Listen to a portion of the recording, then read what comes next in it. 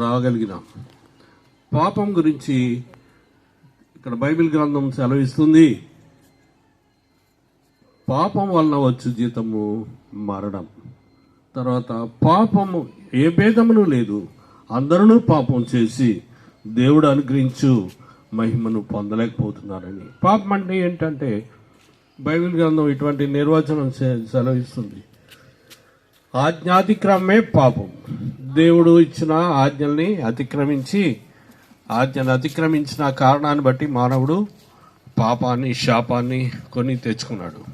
అయితే ఈ పాపాన్ని బట్టి ఈ పాపానికి రావాల్సిన శిక్ష ఏంటంటే, ఈ భూమి మీద బ్రతికినంత కాలము నెమ్మది లేకుండా ఉంటాము. ఒకవేళ ఎంతో సౌఖ్యము సంతోషం అలాగా ఆ యొక్క డబ్బుతో ఇక ఎలా కొనవచ్చేమో కానీ అయితే నిజమైన సమాధానం లేకుండా ఉంటాం. చనిపోయిన తర్వాత నిత్యమైన నరకం పాలవుతాం. అయితే ఈ నరక శిక్షను ఈ పాపం వల్ల రావాల్సిన ఆ శాపాన్ని తీసివేయటానికి ప్రభువైన యేసుక్రీస్తు వారు శిలువలో రక్తం చిందించారు. ఆయన పాపం లేనివాడుగా పుట్టాడు. ఆయన జన్మలో పాపం లేదు. 33.5 సంవత్సరాలు మాత్రమే బ్రతికారు. 33.5 సంవత్సరాల తర్వాత ఆయన జీవితకాలం అంతట్లో కూడా మాట ద్వారా కానీ క్రియ ద్వారా కానీ ఎటువంటి పాపము లేకుండా బ్రతికారు. ఆయన సిలువలో ఆయన మేకులు కొట్టినప్పుడు, ముఖం మీద ఉమ్మి వేసినప్పుడు, దూషించినప్పుడు, కొరడాలతో కొట్టినప్పుడు కానీ ఎప్పుడు కూడా ఆయన ఎటువంటి పాపం చేయలేదు. మీరేం చేస్తున్నారు, మీరు తెలియక చేస్తున్నారు కాబట్టి తండ్రి వీరిని క్షమించాలని ప్రార్థించాడు. ఆ రీతిగా ఆయన పాపము లేనివాడుగా ఉన్నాడు.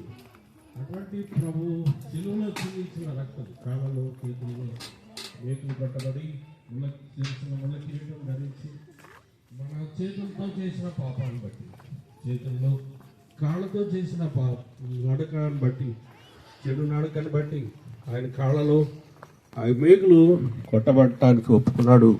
అయితే ఆయన చిందించిన రక్తధారల్లో మన ప్రతి పాపం పోవడానికి ప్రయాసపడి భారము మోసుకొనిచున్న సమస్త జనులారా నా యుద్ధకు రండి, నేను మీకు విశ్రాంతి కలుగజేతునని ఆయన ఆహ్వానిస్తూ ఉన్నారు. అటువంటి పాపం వల్ల పొందే అటువంటి భారం అది ఎంతో తీవ్రమైంది, అది భరించలేనిది.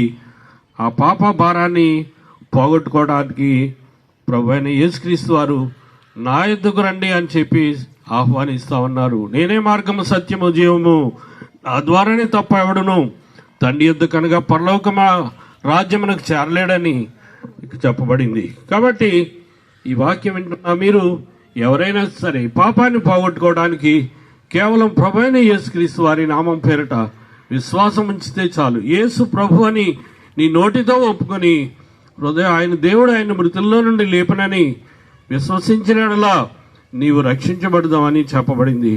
కాబట్టి ఆయన నామాన్ని విశ్వసిస్తే చాలు. ఆయన రక్తాన్ని కోరుకుంటే మన హృదయంలో ఉన్న పాపం అంతా కూడా పోవడానికి గొప్ప మార్గం ప్రభువైన యేసుక్రీస్తు వారు చూపించారు. కాబట్టి ఆయన రక్తం, యేసు రక్తము ప్రతి పాపం నుండి మనలను పవిత్రులుగా చేయను. మన పాపములను మనం ఒప్పుకొనేడలా ఆయన నమ్మదగిన వాడును నీతిమంతుడు కనుక ఆయన మన పాపములను క్షమించి సమస్త దుర్నీతి నుండి మనలను పవిత్రులుగా చేయను. కాబట్టి మన పాపాన్ని ఒప్పించబడితే ప్రభు క్షమించే దేవుడు. ఈ రీతిగా పాపం అతిక్రమల పరిహారం పొందిన వాడు పాపాలకు ప్రాయశ్చిత్తం పొందినాడు ధన్యుడు అన్నారు. ఈ ప్రాయశ్చిత్తము శిలువలో ప్రభువైన యేసుక్రీస్తు వారు మనందరి నిమిత్తము ప్రాయశ్చిత్తం చేశారు. ఇదిగో లోక పాపములు మోసుకొని పోవు దేవుని గొర్రెపిల్ల అని ప్రభువైన యేసుక్రీస్తు వారి గురించి చెప్పబడింది. కాబట్టి ప్రభువైన యేసుక్రీస్తు వారు అందరి పాపాల కొరకు శిలువలో బలయ్యారు, చనిపోయారు, సమాధి చేయబడ్డారు, తిరిగి లేచారు, తండ్రి కుడిపార్శ్వాన ఉన్నారు. ఆయన ఒక సమయంలో ఆయన రానంటున్నారు. ఆయన వచ్చినప్పుడు ఎవరైతే ఆయన కొరకు పరిశుద్ధులుగా జీవిస్తారో వారందరూ కూడా నిత్యము ప్రభుతో పాటు ఉండటానికి వారికి అర్హత కలుగుతుంది. అలాగే మనం ఎప్పుడు మరణించినప్పటికీ ప్రభువైన యేసుక్రీస్తు యొక్క రక్తం చేత కొనబడితే మనము నిత్య రాజ్యంలో ప్రవేశించబడతాం. కాబట్టి ఈ వాక్యం వింటున్న మీరు ఎవరైనా కానీ ఆ ప్రభు నామాన్ని విశ్వసించవాలని కోరుచు మేము మీకు మనవి చేస్తా ఉన్నాం.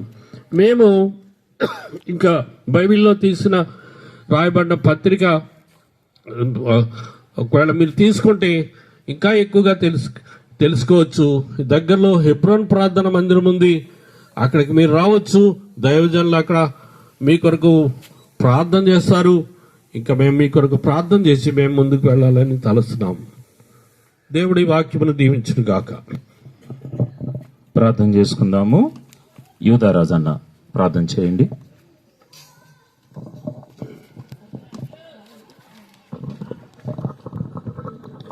ప్రేమగల తండ్రి, కృపల మా దేవ, మీ యొక్క భావాలను తెలుస్తున్నాం.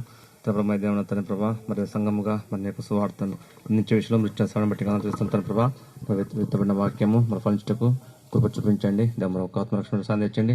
ముందుకు వద్దున్నాం సన్నిధితో సాయం కొరకు సమస్యను చెలపగిస్తూ యేసు క్రీస్తు నామములో ప్రార్థించి అడిగి పెట్టుకుంటున్నాం తండ్రి.